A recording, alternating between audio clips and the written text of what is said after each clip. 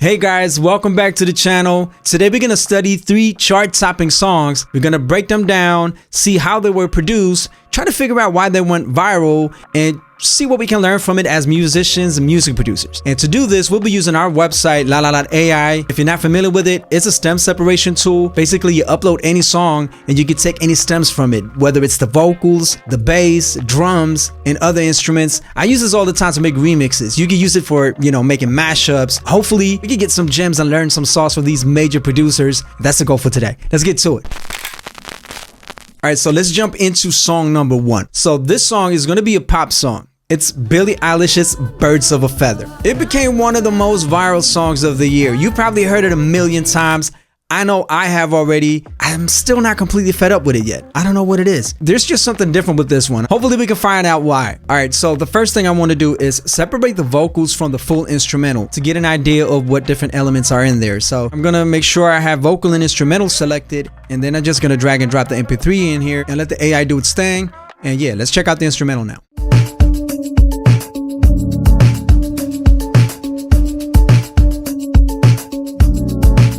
Cool. Pretty simple melody, like this little pluck sound that goes over the drums and the bass. So let's continue here real quick.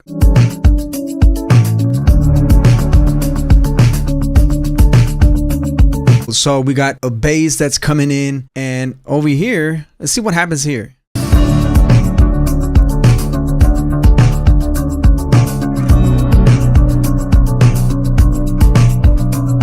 We got a little acoustic guitar or electric guitar going on here. So it's a really nice blend with, live instruments with some synth sound and some pluck sounds and soft pads and stuff like that, which is pretty nice. Let's just do drums now. So if we go to this section here, we can select our stems here. Right now we have the vocal instrumental. Let's go to drums only and create new previews and see how they sound. Pretty straightforward. Nothing too crazy. You have like some retro kind of 80s type drum sounds to it. And what about if we pick synthesizers? Let's try that.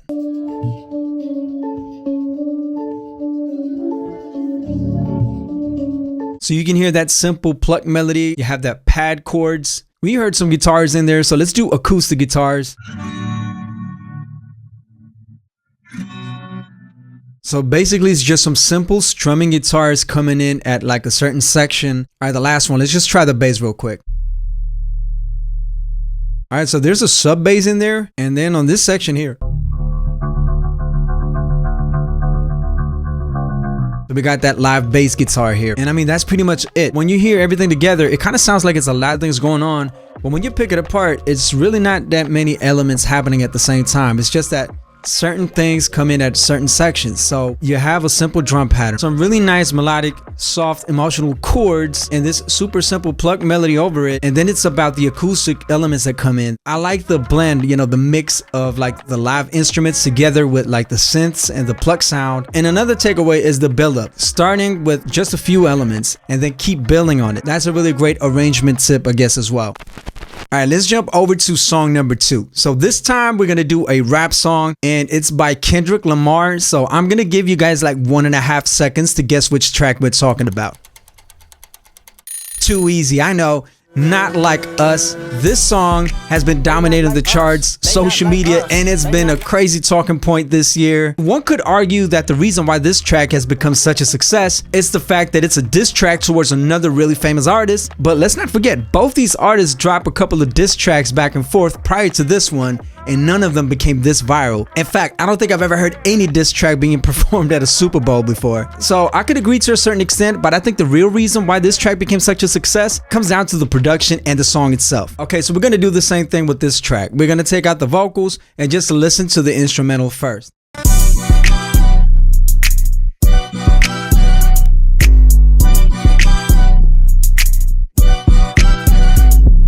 I counted it to like 5-6 different sounds. There's not much going on here. We have the 808, we have a hi-hat loop, we got the snap, you have the string stab, and then of course it's the sample. That's 5 sounds, and it still makes you want to bang your head to this beat. It's super fire. Let's isolate the drums only just to listen to what we got.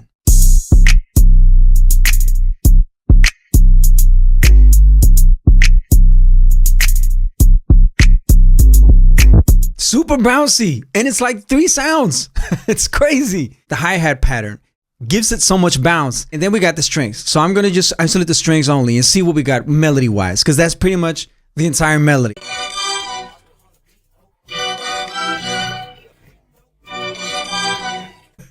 That's crazy. All right, so my key takeaways from this is less is more. Leave space for the artist. Don't focus too much on making crazy, complex melodies. You could get away with a simple melody as long as it sounds good and it makes you want to nod your head when you put it in repeat. I mean, it's all about the artist here. You want the artist to shine when it comes to these type of beats.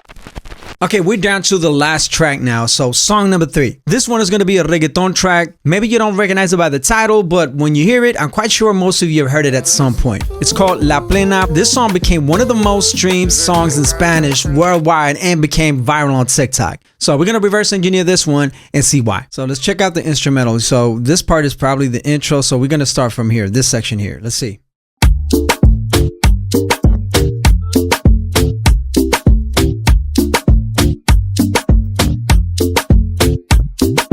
Okay, so far what I'm hearing is that classic reggaeton rhythm. Actually, I think it's mixed with some like Afrobeat percussions or something, which gives it a nice touch too. The sub bass, those little pluck chords. Dun, dun, dun, dun. What about this section here? This is actually the chorus. So I just want to check out the chorus real quick.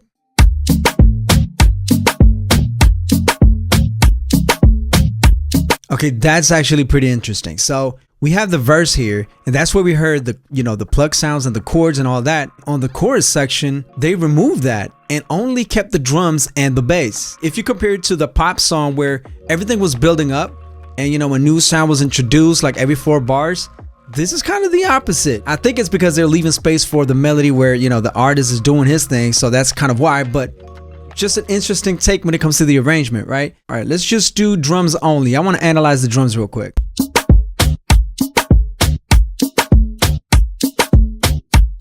So it has that reggaeton rhythm, but it's mixed with the Afrobeat percussion loop, which gives it like a blend of both genres. So you can chill to it and you can dance to it, which is pretty cool. Okay, so this is the synthesizer here. Let's see.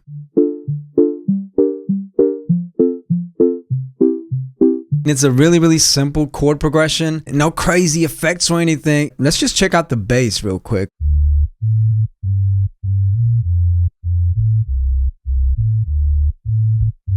Super minimal, really, really simple pattern. When you put that together with the drums, it just makes you want to move. Again, it's just super simple, not too many sounds. And actually, I think that's the main reason why this song actually became so famous. When you listen to this hook part, for example,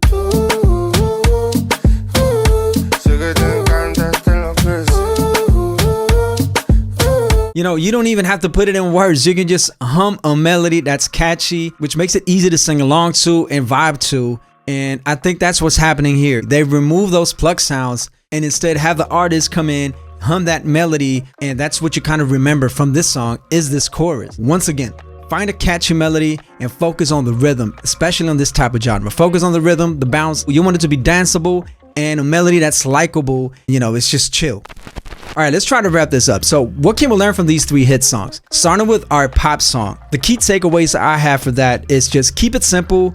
Focus on finding a catchy melody, something that, is likable and is easy on the ear. When it comes to the rap song, especially this type of song, less is definitely more. Leave space for the artist. You don't have to focus too much on the perfect melody. It's just about finding something simple and then it's just leaving it up to the artist. When it comes to the reggaeton track, focus is definitely on the rhythm, finding the right sounds for the drums and the bass, because I think the bass and the drums go hand in hand together when it comes to this type of style. That's what makes it danceable. And then you sprinkle it with a nice catchy melody and that's it. But one thing that is common with all 3 is definitely to keep it simple. Don't overproduce and don't add too many layers. I mean, that's why I love to do this exercise, because every time I do this, I either learn something new or, I get reminded. It's like taking a step back from my old habits of overthinking. So it really gives you a perspective. I mean, 5 sounds. We heard a song, a hit song with only 5 sounds. I don't remember the last time I've ever produced anything with just 5 sounds. I'm just saying. And guys, if you would like to dissect your favorite songs, maybe you want to create remixes or mashups,